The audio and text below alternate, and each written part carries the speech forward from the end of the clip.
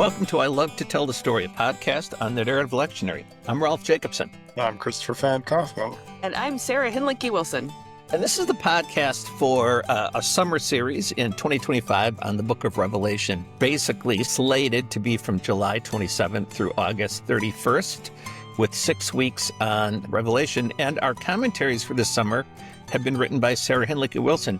So listeners will already know who I am and who Christopher Fan Kaufman is, professors at Luther Seminary. Sarah, why don't you introduce yourself and tell people where you've been the last, few years? Well, I am a recently unemployed missionary in Japan. I, in fact, just wrapped up 6.5 years of service at Tokyo Lutheran Church, the Tokyo in Japan, just in case anyone's unclear about that, and working as a parish pastor. But I also am a writer, podcaster of my own on Queen of the Sciences, conversations between a theologian and her dad. I've written a novel about a Lutheran pastor's family. I cover all the genres, which I assume is why I was asked to tackle Revelation for this series. Great. So what was the experience like for you to sort of imagine preaching through the book of Revelation in 6 weeks? Any new discovery jump out at you?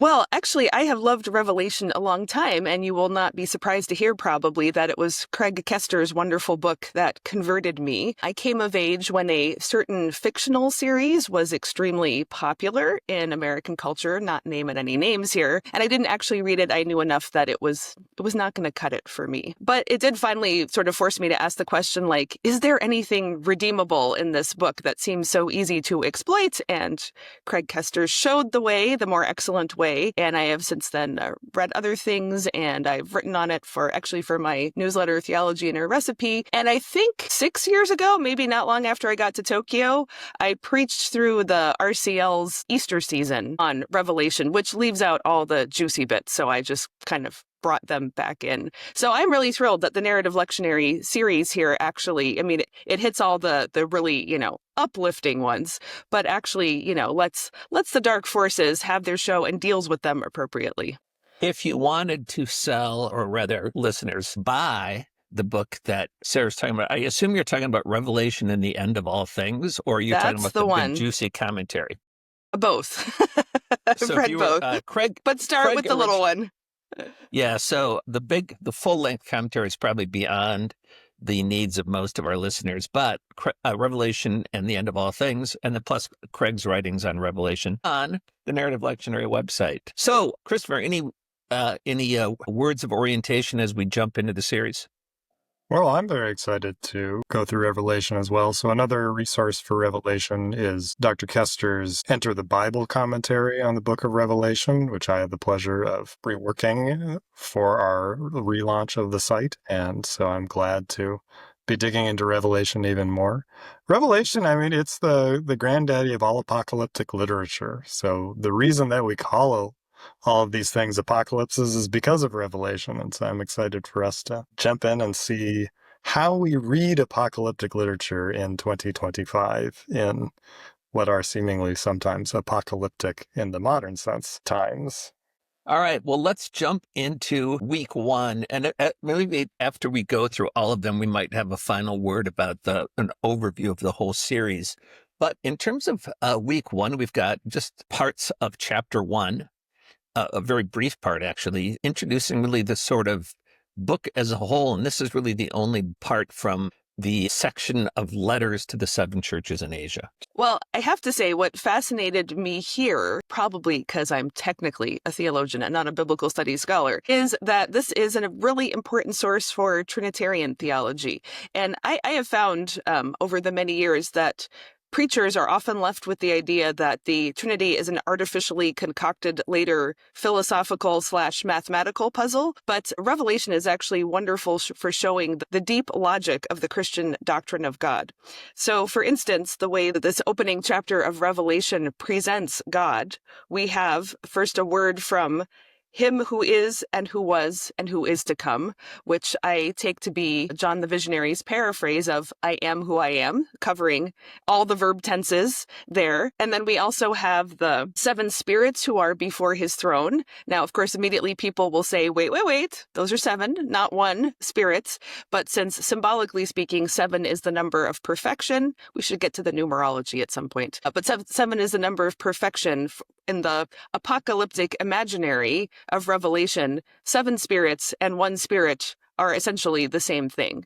And then, of course, we have Jesus, who is also invoked, and there are many appellations appended to his name, and he will be the focus. But I mean, it's very striking to me that right off, this book that is certainly not trying to lay a template for later Trinitarian doctrinal developments cannot conceive of God without talking about God or presenting God in these 3 ways. And the other cool thing about this is that the God, what we would say God the Father, speaks here and then does not speak again until the very end. He's the Alpha and the Omega, and he is in the book too. He's the Alpha word and he's the Omega word, so that the structure of Revelation as well makes the same witness. One of the things as you read the first chapter here, and then as you read through Revelation that goes along with this, is you'll note that sometimes it is a little bit unclear to whom all of the appellations apply. John will very easily move from talking about Jesus to talking about God the Father to talking about the Spirit, and will slide, as we'll see in Revelation, slide between all these different images for God. And so Revelation 1 kind of throws them at you one after the other. And so it gets you ready and gets you primed for reading in this way. Revelation is in some ways overloaded with this imagery in a positive way. And so I think this first chapter really sets that up. Yeah. And I think it's worth saying here that it also tells us simply that Jesus loves us. And I think it can often sound too sentimental, or, the God is love from 1 John ends up being kind of watered down, whatever. But in, again, the context of this whole story of apocalyptic battle and drama and excitement, that this, massive hero figure who emerges at the center, to be told that the hero loves you, it's incredibly tender. And I think it takes on a heightened meaning and significance because it's coming from this perhaps surprising source. I guess I'll just say one other word by way of orientation for the week 1, in addition to what you said, and that is that if people want to dip their toe ahead and think about the letters to the churches, which don't feature, is just to recognize that the churches are all in many different situations. There's no one thing that seems to beset them all. Some of the older scholarship I gather on Revelation that kind of imagined the whole thing was written to a church that's been persecuted has, I think, largely been at least modified to recognize that. Is that right, Christopher? Yeah, so one of the original things that was thought about Revelation, especially in the late 19th century, was that it was written on the occasion of the Diocletian persecution, so at the beginning of the 2nd century. And I think you're very right that when we look at the 7 letters, which kind of give us the on-the-ground situation in these different churches in Asia, which is modern-day Turkey, some of them are definitely being persecuted, and others, that's not their problem. Others have the problem that their lives are a little too cushy, and they're trying to figure out how to live into that situation. And so I think that's a really good point to be aware, is that Revelation is not necessarily persecution literature. That's part of what's going on, but there's something, I think that it's a more complicated and more layered piece of literature than that. There are many things that can tear you away from Jesus Christ, and Diocletian soldiers are not the only ones. Let's move to week 2, where, as opposed to the closed door with no handle on it that we see in the famous painting, I'm sure you can probably, one of you knows who painted it, that we see, right? This actually says, "Behold, there is a door, and it stood open." Yes, actually, one of the funny things is that people are obsessed with the secrecy of the book of Revelation, but it's really not that secret. Everything stands open to see, even when people are like, oh, it's about Rome because of 7 hills. And like, that's not hard to figure out. Everybody figured that out. Or, the bad guy with the wound, it's code language for Nero. Like, well, but so it's, anyway. So I think that the door open is much more what Revelation, it's a revelation, right? It's letting you see, not keeping it shut. But also it's already inviting the sense of access. And that is, of course, where the story will end up, is doors that never shut again. What struck me here, and Rolf, you would be the one to speak more to this, is that Revelation is so image rich, but it has to figure out how to image God without violating deeply held Israelite beliefs about what you can image. And so what I was struck by when I've gone through Revelation is, you can't, according to Deuteronomy, you cannot show God as a human or as an animal, a living thing. So these mineralogical images come in instead, which of course have other resonances in Israelite literature. But I mean, what's your take on that? Well, there's so many throwbacks in these chapters and images to the Old Testament. So one of the things about apocalyptic literature in the Old Testament, and it's different in the New Testament, and I've spent enough years at first arguing with and then just listening to and then finally reason on understanding we're just not even talking about the same thing with my New Testament colleagues, such as Christopher.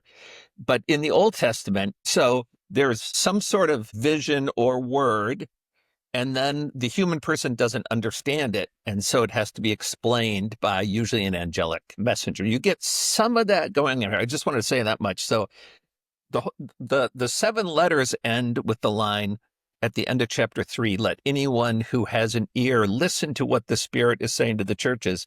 I don't know. I kind of think probably chapter 4 then actually isn't supposed to be. And then the first voice, right, that you get in line 1, like, oh, that's what the Spirit is saying. It might not be a direct link, but in some ways, just at least canonically, what you're getting is a voice. What's the Spirit saying? And like you said, what especially comes to me from the Old Testament here is the throne itself. That in the book of Ezekiel, which rabbinic legend warns people you shouldn't really read this until you're 30. And as my friend Rabbi Citron says, and in these days of inflation, 50,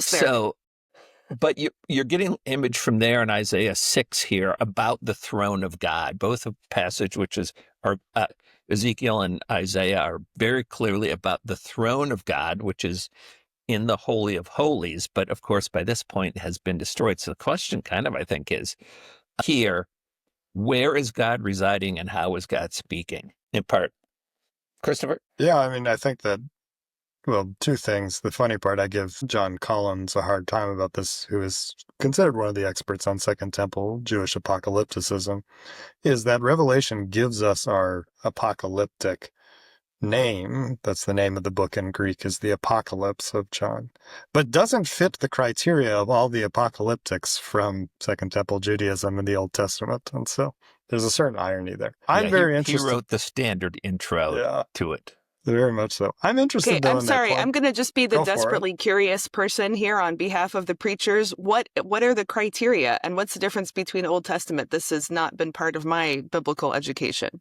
Just tell us quick. Yeah, so Rolf pointed out, I think, the most prominent ones that we see in the Old Testament and Second Temple literature, which is someone has a vision that they cannot interpret, and they need an angelic, usually guide, to interpret it for them. And it is meant to be, usually but not always, is meant to be decoded.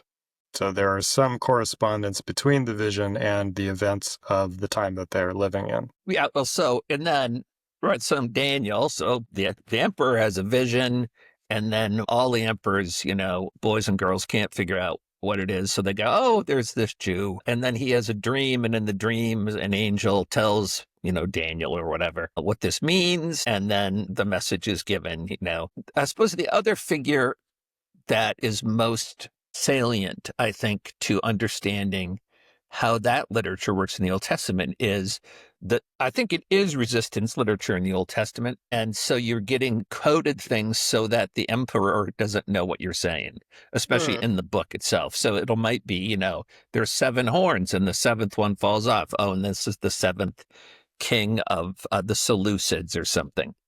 Very different, I think, you're getting some of those themes, but how is Revelation different, Christopher? Well, one of the things is that, to go to that last point, Revelation has really resisted this historical mapping. This is really a point that Craig Kester makes very powerfully, I believe, in his work, is that Revelation, as we talked about, it's overlapping, it's cyclical, the imagery builds upon itself, but it's not talking about any particular point or any particular figures that it's expecting you to then decode and figure that out. Second of all, there's only some aspects of this kind of vision interpretation. We get that sometimes, and I think we'll see that in a little bit in our passages. But there's others which are just visions of God. They're just visions that are proclamation about God. They're visions that are proclamation about Jesus. But they're not necessarily mysterious visions that need to be interpreted, again, in the same way that we would expect in some of our earlier literature. But isn't really the issue is that we have not gotten to the historical moment when we can map it on. We thought it was Gorbachev. We were so close. But now we can figure out who everybody is in Revelation, right? So, Sarah, That was you mentioned sarcastic. sorry, I didn't think it needed my Rebuttal. It was very clear, and I thought it was great. So you do mention in your commentary some of the music that's inspired by this. Actually, the book of Revelation is responsible in traditional Christian hymnody, and I think probably even more so, maybe in modern. After the Gospels and the Psalms, it's the third most sort of cited or referred to. Both the Holy, Holy, Holy, which is taken from Isaiah 6, as noted, but also then the you are worthy to receive glory and honor and power. And then that phrase repeats throughout. Let me ask you this. This used to very greatly puzzle me. Why are we singing this in the traditional Western liturgy before the lessons are read, after the so-called Kyrie, the Lord have mercy? Why are we singing this? The Lamb who is slain has begun his reign, honor and glory and power and might be to the Lamb. And anyway, how does that strike you as, why are we singing that? Well, I think we just heard the clue, which is that Revelation itself is cyclical and doubles back and doesn't do anything in order. So, who knows? I mean, the origins of liturgy are often highly mysterious, but I don't think it's betrays the overall sense of Revelation to have first sing for mercy and then sing a hymn of praise, because so much of what this whole story is back and forthing between dealing with the problem of sin, death, and devil, and then singing praise. In fact, it's really good that you bring that up, because Revelation is more than anything else a songbook. When we get to the war in heaven part, people are going to be so disappointed because you get like 4 verses. But if you want to sing, Revelation is great. There are lots of songs here. And actually, it took me the longest time to figure out in the hymn, Holy, Holy, Holy, the casting down their golden crowns around the glassy sea. That's right out of Revelation. Yes. Yes, it is. That, as Craig Kester once said to me, by the way, so Craig, just in case newer members, Craig and I originally worked on the narrative lectionary together. And Craig once remarked that, these poor elders always having to fall down on their faces and always casting their crowns. I mean, here they go again. So but in the life to come, you'll have good knees again, so it's going to be okay. Let's come back to the vision of singing in the life to come, and in just a minute. So we move to week 3 into chapter 5, and again now we've got the scroll with 7 seals, and then again more Old Testament language, and then you get these folks before the 24 elders, right, singing again this song of praise. Yeah, it's wonderful how richly populated heaven is. I think that's one of the great things, and I think a little bit later on we'll get to the number question. But I think what I see in this is the love of the manifoldness of creation. So, as you know well, in Genesis and Leviticus, the creation of many things, that separation is not for the sake of subjugation, but for love, for difference, for variety. And that comes through so clearly in Revelation with its, of course, rich imagery, but also with just all the different peoples and creatures and types of creatures that are present here. It's funny to me that churches who are super into diversity are really afraid of the book of Revelation. And this also gives you, I think, a better way to think about diversity that is not so highly politicized or captive to the current moments, but understand it in this deeper, full biblical sense of the richness and variety of creation.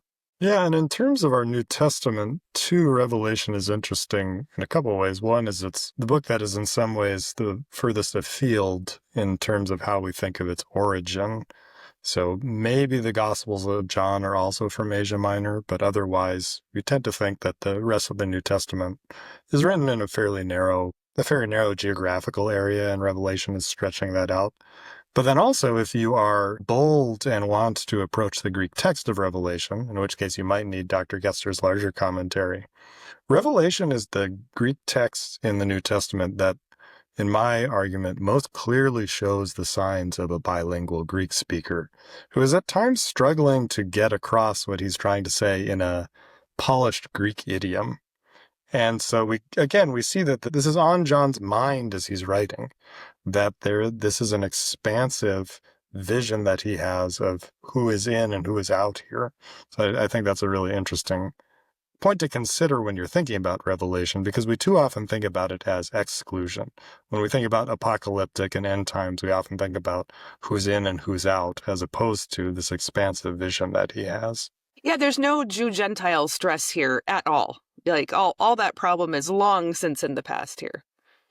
Nobody's worthy to open the scroll, so John weeps. And then the elder tells him that the Lion of the tribe of Judah will open it because he has conquered, as a son born of the royal line of David should. That's all really great. So we're expecting to see Aslan come bursting in on the scene and make everything right. But when the lion appears, he's actually the lamb, standing as though it had been slain.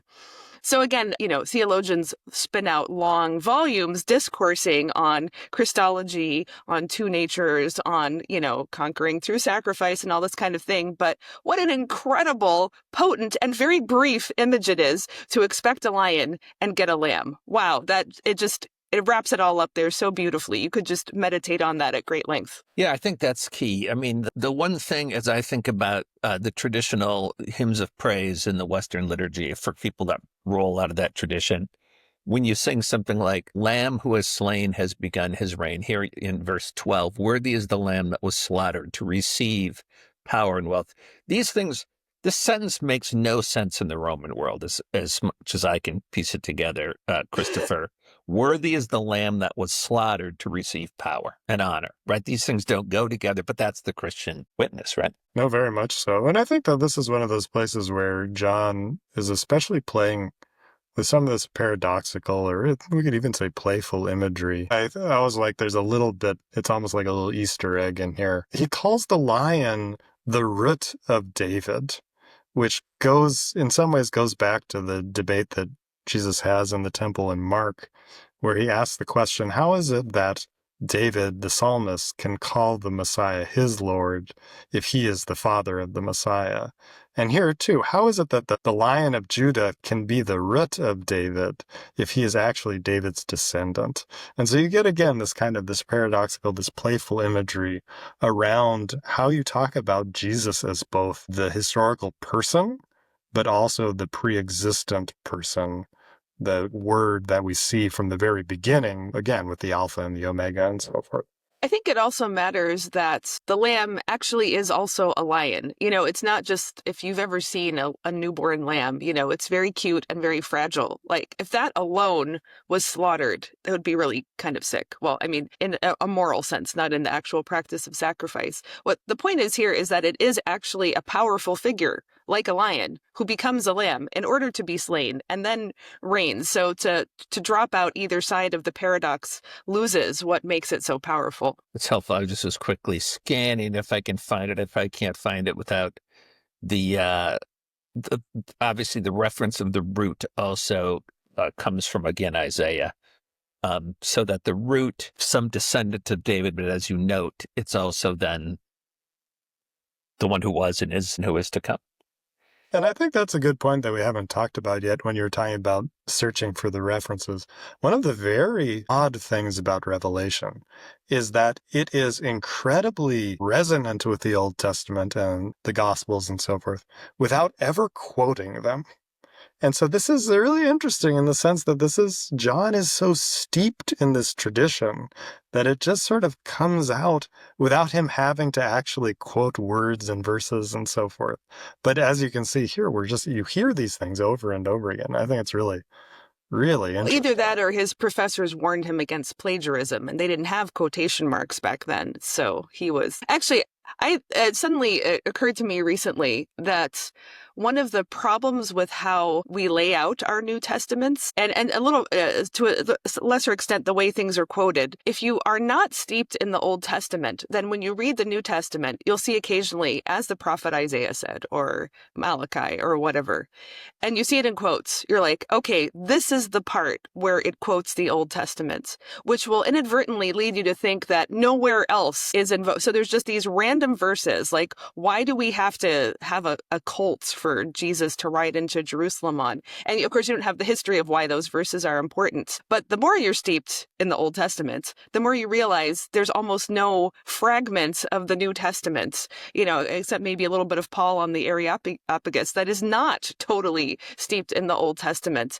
And I think for people who you probably know, people are often afraid of the Old Testament, but the New Testament will always be interpreted wrong, and it's incomprehensible without knowing. So you need to just go back again and again to the Old Testament to even understand what you're reading in the New. I know I'm preaching to the choir here. Only there was somebody present who had written at length about quotations in the Old Testament. But gosh, where did I get that idea from? It is time to move to week 4. So week 4, we skip to Revelation 7, and every confirmation teacher's favorite verse, the proof text for why confirmation graduates in our tradition wear white. Verse 13, who are these robed in white? It is they who have passed through the great ordeal. All right, so again, famous songs from this part, but now it's asserting something bigger also, I think, which was hinted at the start of the series, that not only is somehow victory and a reign begun, but salvation. Yes, and I think this is the part to talk more seriously about the numbers, because if anyone has had an interface with Jehovah's Witnesses, and there are 144,000 only who are saved, this number appears in this text, so it might be worth taking up. And so the simple answer is that Revelation is not math, and it's not for calculating secret code names or numbers. But it's all symbolic. And I mean, it's okay for numbers to be symbolic. We shouldn't avoid them any more than we should misuse them. So this is just taken directly from Craig.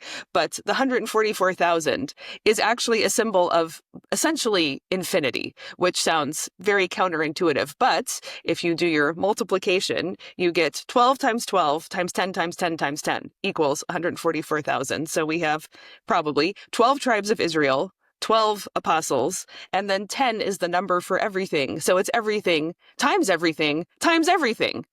And that alone gives you 144,000.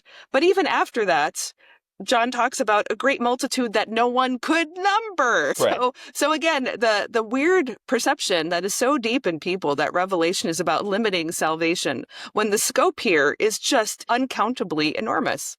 And the way in which he talks about that number 2 is that he's very specific, and again, kind of piling up language. Every nation, and within those nations, every tribe, from within those tribes, every people, from within those peoples, every language, this really broad way of inclusion, so that it's not just a particular group of people from a particular tribe that here are being referenced, but as it sort of hits us over the head with the fact that this is people from everywhere, that there is no exclusion in that, based on what nation, what tribe, what people, what language you come from. Which again, as we talked a little bit about, it was a major question in the early church, was whether this was open to people of every nation and language and so forth. So he really wants to get that across. I have to talk about a favorite song, and then also about the incredible promise in this text. And the favorite song is, of course, they have washed their robes and made them white in the blood of the Lamb. And my band, we do 2 sets in our normal sing-along act. And the last song of the first set is always, Are You Washed in the Blood of the Lamb? Taught to me by my great bluegrass teacher, Bob Douglas. And it's so great to sing, and it's just got this rousing chorus, Are you washed in the blood of the Lamb? What a absurd concept that you'd have white robes, and then in order to get them white, you'd wash them in blood. Obviously, atonement metaphor here without explaining how the metaphor works, which is, I think, maybe best. Yes. Well, I mean, atonement is not material science, right? It is the work of God. So you don't need to worry about the chemistry. That's as absurd as worrying about the numerology. There you go. All right, then just to note, lines that are echoed later in the gospel, but very important at like All Saints, when you might hear a text similar to this, or at funerals. Verse 16 and following: they will hunger and thirst no more. The sun will not strike them, nor any scorching heat, echoing again Psalm 121. And then it says, God will wipe away every tear from their eyes. So just really powerful language. Week 5, 2 weeks left. We're skipping ahead to the Revelation 13. And I now we're saw gonna a finally get to some beast beasts. rising out of the sea. Yeah, it's good stuff. This is what people think all of Revelation is, this section right here, which is good because I think you really need, as a preacher, to tackle this head on and not politely avoid it like the RCL. One thing I find most fascinating and deeply disturbing in reality that Revelation names rather than Revelation itself is that although there is certainly violence perpetrated by the beast and the dragon and the false prophet, fundamentally the tool is deception.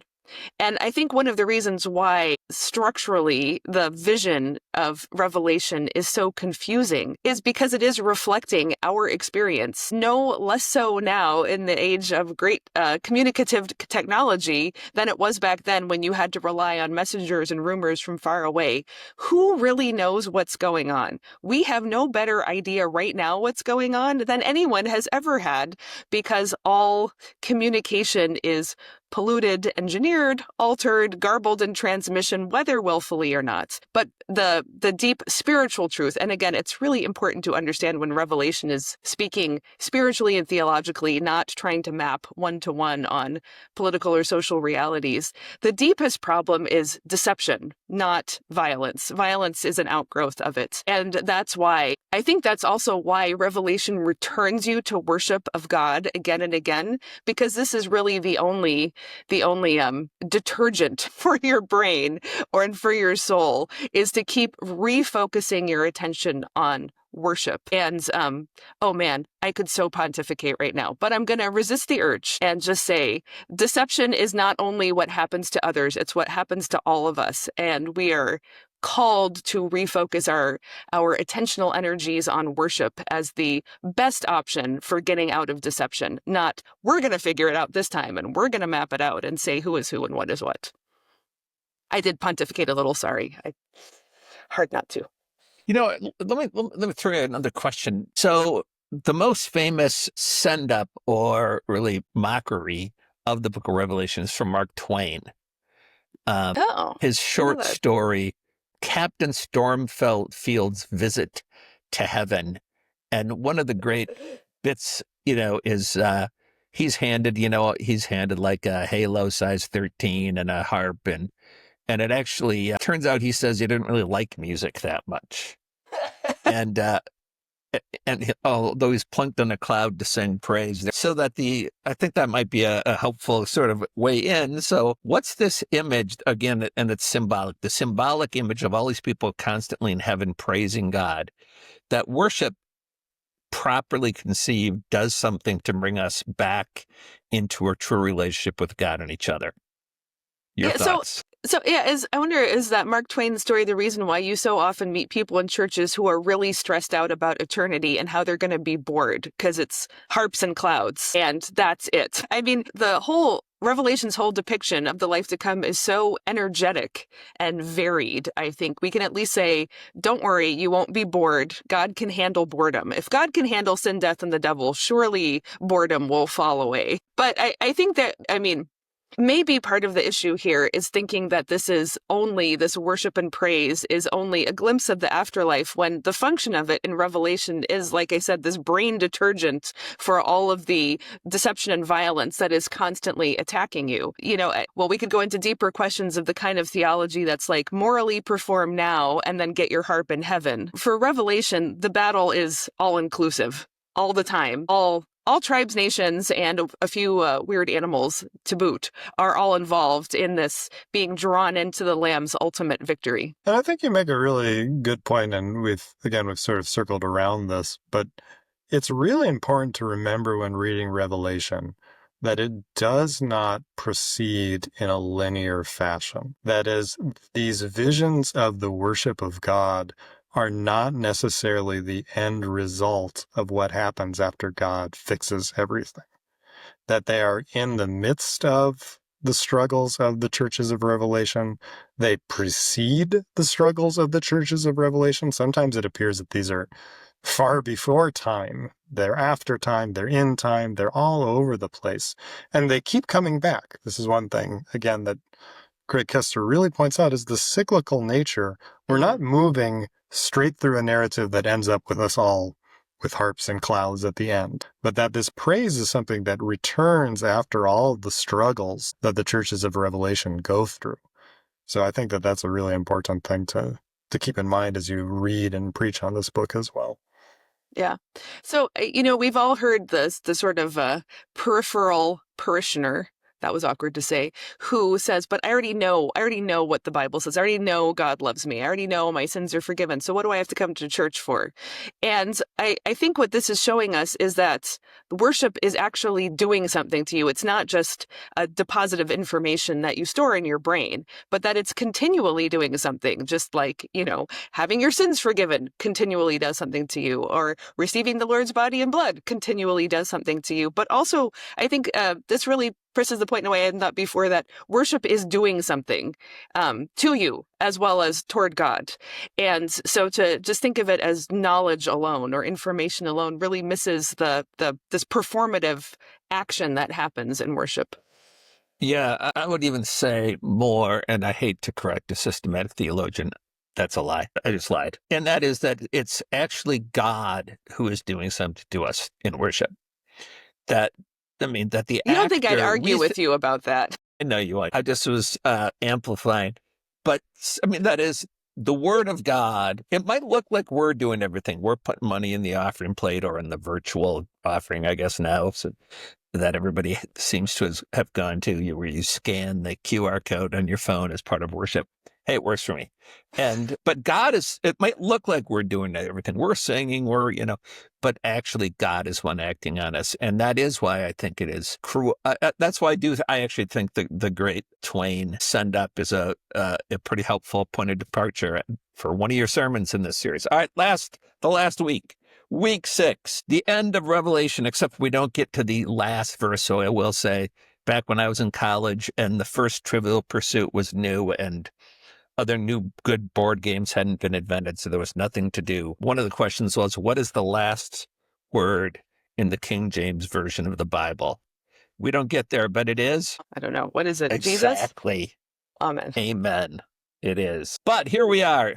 And then this is where we get a very famous funeral text. See, the home of God is among mortals, and he will wipe every tear from their eyes. Death will be no more. Yeah, but I think it's even better than that, because I have to admit, I have Ascension on the brain right now. I've just been finishing up a book on that. And the great punchline of the whole Bible is not that we go up to heaven, but that God brings himself, his temple, his lamb, his heaven, his new Jerusalem down to us. The final move is God's descent, not our ascent. So we're never trying to escape this earth up to heaven. We are waiting for the final gracious act of God here. And the little Greek hiding behind the what is it in